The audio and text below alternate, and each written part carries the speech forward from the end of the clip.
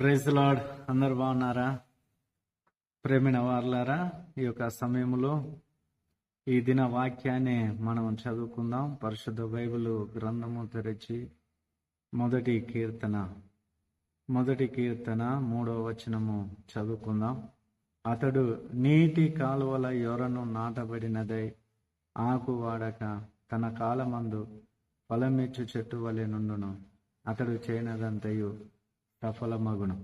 ప్రేమైన దేవుని బిడ్డలారా, మరి ఒక దేవుని నమ్మిన వ్యక్తి, మరి దేవుని అడుగు జాడల్లో నడిచే వ్యక్తి ఎలా ఉంటాడటంటే నీటి కాలువల యొరన నాటబడిన వాడై ఉంటాడట.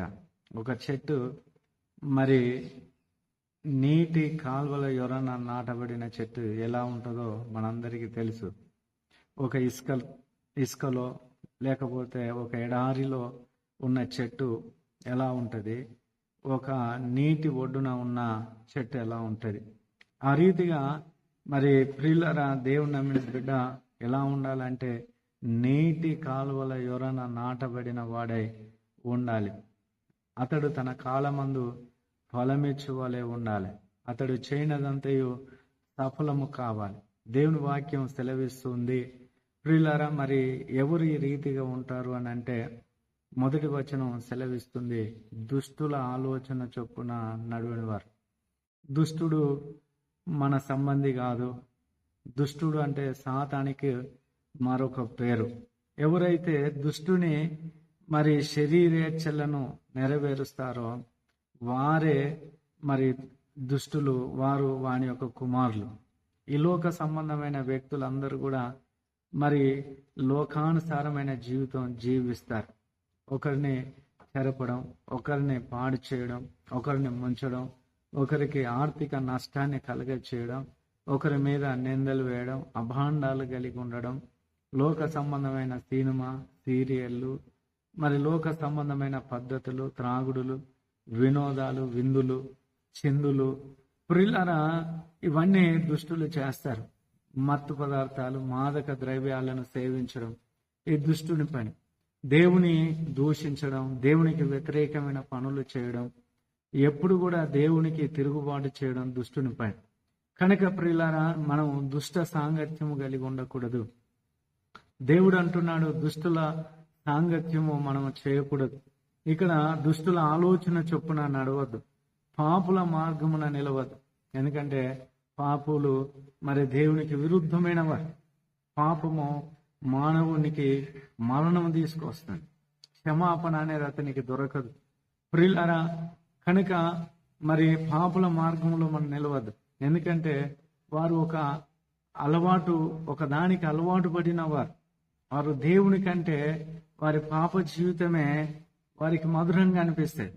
కనుక అటువంటి పాపుల మరి మార్గమున మనం నడవకూడదు. అపహాసకులు కూర్చున్న చోటున కూర్చుండకూడదు.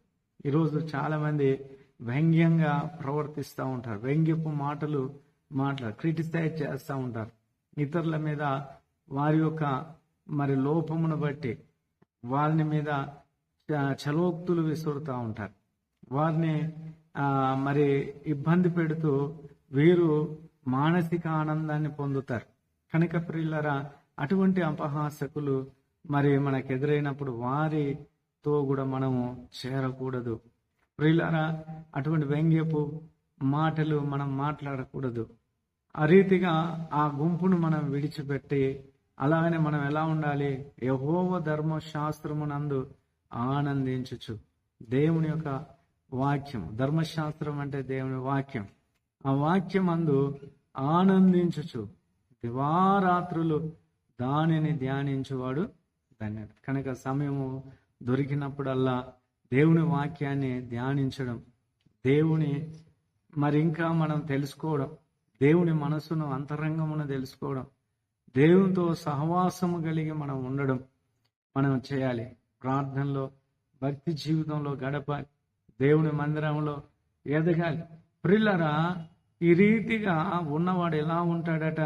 అతడు నీటి కాలువల యొరన నాటబడిన చెట్టు వలె ఉంటాడు. అంటే అంత సారము కలిగి పచ్చగా కలిగి మరి ఉంటాడు. ఎండిపోయిన జీవితం వారిలో ఉండదు. వారెంతో మరి ఆరోగ్యంగా దీవించబడతారు. ఇంకా చూసినట్లయితే అతడు మరి ఫలాలు కలిగి ఉంటాడు. ఆ చెట్టు ఏ రీతిగా అయితే ఫలాలు కలిగి ఉంటుందో అతడు ఫలాలు కలిగి ఉంటాడు. మూడవదిగా అతడు చేయనదంతే సఫలము దేవుడు చేస్తాడు. కనుక ప్రియులారా, మరి ఆ రీతిగా మనము కూడా నీటి కాలువల ఎవరన్నా నాటబడిన చెట్టు వలె మనం ఉందాం. దేవుడిటి మాటలు మన వెనుకలు ఆశీర్వదించును గాక. ప్రార్థన చేసుకుందాం. మహోన్నతుడైన దేవ, కృప కలిగిన తండ్రి, మీ ఘనమైన ఉన్నతమైన నామమును బట్టి వందనాలు ప్రభువా. మరి నీటి కాలువలో ఎవరైనా నాటబడిన చెట్టు వలె మేమున్నట్లుగా సాయం చేయండి. ఈ మాటలు వింటున్న ప్రియ సహోదరి సహోదరులను దీవించండి. వారి ఉద్యోగాలను, వారి వ్యాపారాలను, వారి చేతి పని దీవించండి. వారి పిల్లలను, వారి భవిష్యత్తును, వారి యొక్క సమస్తం ఈ దిన ఆశీర్వాదం కాపుదలని బిడ్డలకు దయచేసి నడిపించమని యేసు నామములో ప్రార్థిస్తున్నాము తండ్రి. Praise the lord. అందరికి వందనాలు.